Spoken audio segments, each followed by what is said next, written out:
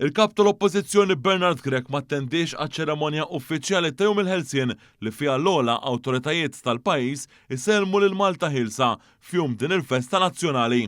Minflok Bernard Grech bad bil-karozza tal-kap tal-Oppożizzjoni lid-Deputat Nazzjonalista David Agius. F'din iċ-ċeremonja l-President ta' Malta, il-Prim Ministru u l-kap tal-Oppożizzjoni jitilgħu flimkien fuq l-għolja tal-Ħelsien u jpoġġu il-bukketti tal-fjuri f'riġlej dan il-monument fil-Birgu f'Xatt ir-Riżq.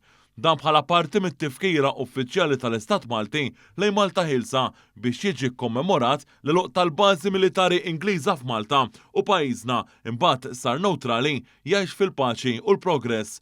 Jirriżulta li wara l-attakk tal-Partit Nazzjonalista fuq il-Festival Mużika għax kantat il-kanzunetta tema 79 mir-rock opera popolari ġensna b'interpretazzjoni ta' Cliff Zammit Stephens u Mary Spiteri.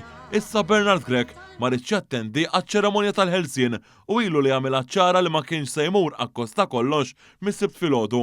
Grech qal lil Agius biex imur għax hu ma rridx jagħmel dan wara l-midja tiegħu ippubblikat artiklu tattakka l-fatt li festival li ċċelebra il-mużika Maltija tkantat il-kanzunetta forma ta' talba tema 79. Il-ħadd filgħodu lejlet Jum il-Ħelsien il-Partit Nazzjonalista użaw koll l-attività politika tiegħu li tella fil-Każin Nazzjonalista tal-Karkara biex jattakka wkoll b'mod qawwi il-Festival tal-Mużika Maltija u skontu dawn affarijiet li jiġru fil-Korea ta' fuq. U jkollok tisma' il-propaganda partiġjana bħal dak li jiġri fil-Korea ta' fuq. Sanittant il-Midja Nazzjonalista anka iċċensurat il-kelma Ħelsien mill-artiklu li ppubblikat f'dan il-Jum Nazzjonali.